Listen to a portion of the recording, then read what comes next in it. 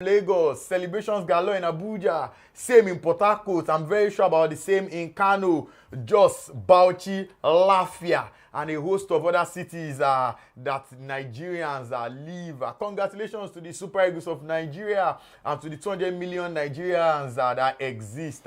What a game, what an encounter, what a performance from Stanley Nwabali. He went from mediocre to becoming one of the major saviors of Nigeria at this tournament. In fact, he has just been named as the man of the match for this encounter between the Super Eagles of Nigeria and the Bafana Bafana of South Africa. What a game it was. The Super Eagles were stretched completely thanks to Golden Boy Victor Osimhen looking and finally getting that penalty kick.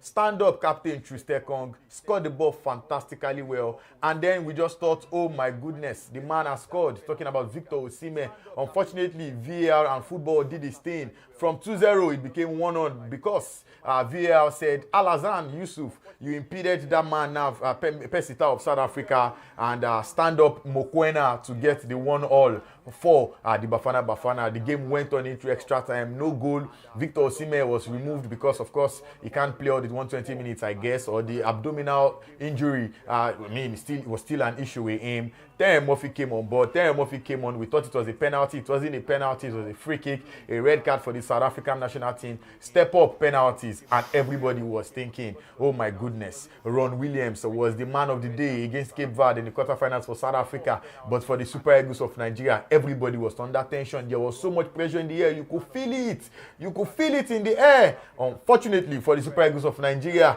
we had a man, Stanley Nwabali, the Rock, Stanley Nwabali, our man of Chippa United. Earlier in the day, the president of Chippa United had written a letter saying that they were standing with the Super Eagles of Nigeria and that they were standing with their player, Stanley Nwabali. And indeed, he stood as a rock for the Super Eagles of Nigeria. We are going into the finals. Let's do it again. I didn't forget to tell you my name. I was just excited. My name is Shegun Odwanyo, and I have Ajibade Omakpe here with me. It's your first time on the show. A great first day for you because Super Eagles have just qualified for the final of the African Cup of Nations. Yes, thank you for having me.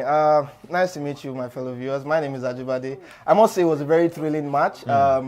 Very intense, I must say, because I was at the edge of my seat, if I must say. Why are you at the edge of your seat? South Africa, you're just like you called them, Bafana, a very strong team, a very formidable one at that. And I must say, being in the semi-finals with such a team, yes, I felt tensed. I just have to say I felt tensed. But big up Super Eagles. I'm quite happy at the turnout of the game, although I feel like we should have buried it, quite early. I agree with you. Early in the game. I agree with you. Ademola Lookman had the opportunity. I think he was looking for a beautiful goal. Unfortunately, sometimes these things don't count. Just put the ball in the back of the net. An experienced player like Ademola Lookman probably did not need all that paparazzi in quote now. And if didn't get 2-0, unfortunately, it's never over until it's over. In the 89th and 90th minute, that was when we thought it was 2-0 up. And then, the VAR said Alhassan Yusuf had impeded Pesitao penalty. And from thank God, it was oh my God. From thank God, yes, it became oh my God. Oh my God. Looking at the entire encounter now, where do you think we could have been better? Where do you think Super Eagles could have, taken the game to their South African opponents? Well, I mean, football is a game played on the pitch and not on paper. A lot of analysis can be done, looking at statistics, looking at, previous head-to-head matches. But then when it comes to playing the actual game, the aim is to put the ball at the back of the net. Simple. And in a situation like a semi-final match, that we just happened to scale over through today, I would say the attack and the midfield needed to be stronger than they were. Although it never comes easy. Even though the training goes the way you want it to, the football match can never go the way you want it to. So I think what we as a team needed to have done better was to be intricate in our play. And executing the manager's plan for the team should have been properly, put into consideration despite the strong team that we face today. All right, we have Mr. Kunle Salami on the line, and of course, you know him, an experienced and senior sports journalist. Good evening, sir.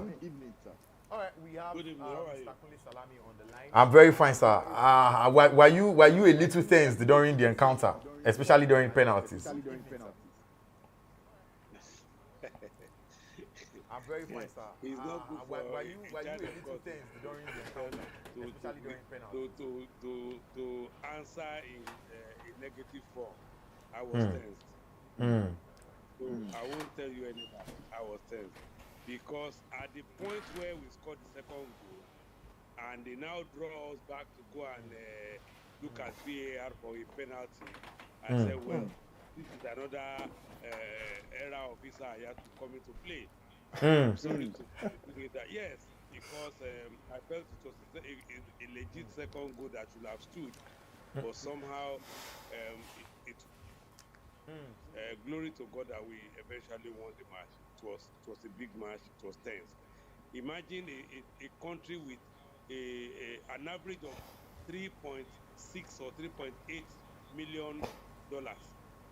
The entire team and our own team, Osimhen alone is worth over 100 million. Exactly. And that team will now beat us. It will have been a disaster. It will have been a disaster. So let's thank God we won. Stanley Wabali, we didn't know his abilities when it comes to penalties. Of course, we really don't even know much about him. But we saw what Ron Williams did against Cape Verde for South Africa, and many persons were tipping Williams to come tops rather. But I mean, he surprised everybody, I guess. I was not surprised. You see, this is one of the issues I have with our administrators. I am one of those who believe that our domestic league should be taken seriously. For example, this same Stanley Wabali left Nigeria mid-2023. So he left Nigeria at about June, July 2023 to South Africa. So yes. If he's playing now for Chippa United, it is assumed that he is still a Nigerian-based player, so to say. I don't know whether you understand what I'm trying to say. That this is somebody that whatever. I'm getting your point. Yes, everything he has now are the things that he had with our domestic league. And unfortunately, the coach we have now does not even believe in our domestic league. And for me, I believe we are underrating our league. We are not fair to our league, and we are not doing well for our league because we are not developing it. This same in Wabali, it was when the issue of Nsoho came that people started shouting. The man had to go to South Africa to go and look at it, and he saw that the guy had. The only thing he saw was the confidence. The confidence that people started shouting for us today. The man had to go to South Africa to go and look at it, and he saw that the guy had. The only thing he saw was the confidence. Did you think we could have won The confidence that that 90 people minutes started and shouting for us today. The man had to go to South Africa to go and look at it, and he saw that the guy had. The only thing he saw was. Thank you very much, sir. We really the appreciate it. confidence that people started shouting for us today. And I believe we are going to connect with me again. He saw that the guy had the Thank you very much, sir. We really appreciate it. Go for the final. Wow. And I believe we are going to connect with me again. He saw that the guy had. Thank you very much, sir. Thank you very much, sir. We really appreciate it. Go for the final. Wow. And I believe we are going to connect with me again. He saw that the guy had. Thank you very much, sir. Thank you very much, sir. We really appreciate it. Go for the final. Wow. And I believe we are going to connect with me again. He saw that the guy had. Thank you very much, sir. Thank you very much, sir. We really appreciate it. Go for the final. And I believe we are going to connect with me again. We thought, when the Super Eagles score first, nobody comes back to scoring against us. Unfortunately, it was broken this time around. Yes. In the 89th, 90th minute, and a reckless challenge from Alassane Yusuf. Yes. We will call that inexperience or I don't know if I should say it was a result of panic, but I would say he just pressed the panic button. But as an experienced player in situations like that, well, I'm not an experienced player, but I believe in the future there will be better football IQ that will be displayed in such a scenario. The energy is so high. There's so much joy everywhere. I'm elated, to say the least, and I'm quite happy that after a while, I think the last time we won the AFCON was in 2013. Wow, yeah. That's amazing. Being the finalists, it's not a good year for Nigeria. Well, it's just starting. The year is just starting. Yeah. And I can say we can kick off, a very, very sound and wonderful year as a country with the winning AFCON Indeed, we are going to be facing either DRC, the Democratic Republic of Congo, or Cote d'Ivoire, the host. They are playing at the moment. Of course, I mean, nobody expected us to play 120 minutes. But it did come. What do you think the coaches could have done better? Were you satisfied with his substitution? Kelechi Iheanacho scored the winning penalty. This is actually his first game of the tournament. Terry Murphy too came on board. This is equally his first game of the tournament. We equally saw Joe Aribo come on. We saw likes of Frank Onyeka go off, Ademola Lookman go off, and Victor Osimhen go off. This is the first time that all the three of them, you know, at the time we thought, you know, we needed these guys, they left. I mean, do you think the coach made the right substitutions? Well, I'm looking at the beginning of the game. I had a bit of an issue, you know, with the lineup. I've observed that Ahmed Musa has been coming, or been traveling with the team, but he's not really been playing. So I felt this semi-finals was the time, you know, he could have shown his experience, you know, as a top player, you know, in the Super Eagles squad. And I think there would be, you know, there should be a bit of balance in our midfield. Looking at Joe Aribo, he's quite, he's an equally good player. I won't call him average. He also came on and proved his mettle. But with the squad generally, I think apart from the injury issues that we could, you know, potentially have, I think the coaches and this coaching staff should do a bit more when selecting, you know, players to face a particular team. Because mind you, in as much as a coach wants to keep his team who won him the previous match, you need to also consider fatigue and you also consider form and mental alertness. So I think all those factors come into play when picking players to face a team. So I believe, you know, going forward, better decisions will be made selecting the team. All right, I think for most Nigerians, we are just happy that the team had won eventually. The same 11 was started, except that Zaidu Sanusi was injured. I mean, he didn't train with the team yesterday, so he was obviously injured. He wasn't even in the lineup at all. In comes Bright Osai Sama, who played as a 2.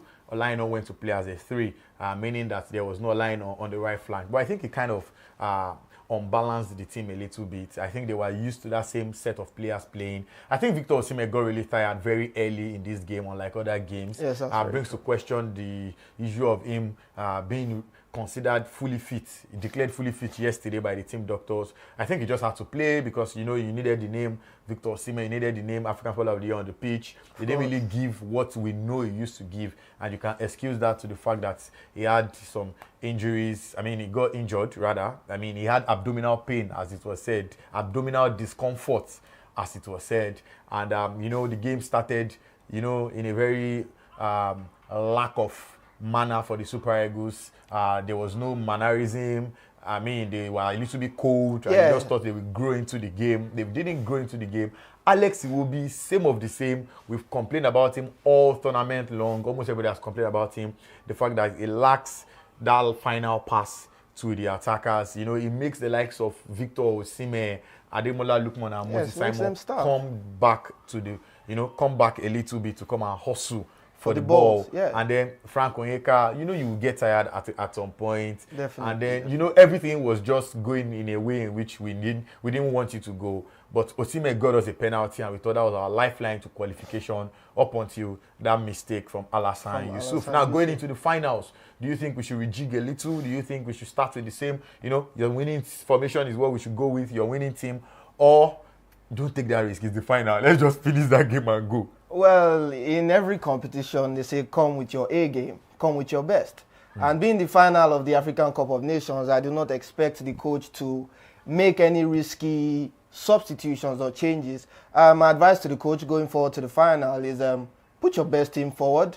Make sure your team is mentally, physically alert. Make sure there is a sync between the players. It's one thing for players to train together. It's another thing for players to be in sync. And I wish the Super Eagles the very best going into the finals. I have so much belief in the Super Eagles will win. And for today, big ups to Senior Man Kels, the last lifeline we had at the penalty shootout. Also, kudos to Stanley Nwabali for the superb man of the year in February. Definitely. We are in February, but he's already contender for man of the year. Yeah.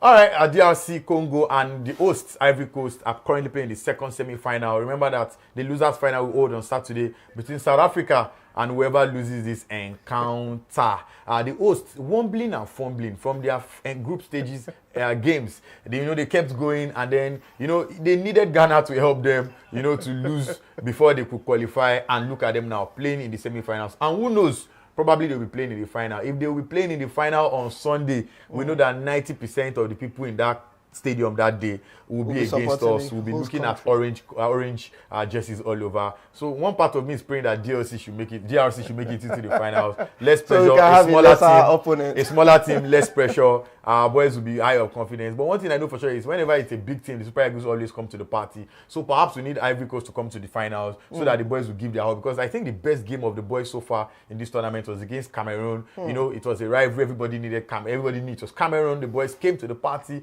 and that was our highest scoring game so far. Yeah. Because from then till now and before then, up until playing against Cameroon, we didn't win 2-0. We didn't win with that high, because it's even high. High goal margin. So perhaps Ivory Coast will help us, or who knows, it will be DRC. Whatever the case may be, our only hope is that come Sunday, the 11th of February 2024, that the Super Eagles come out victorious and will win our 4th African Cup of Nations.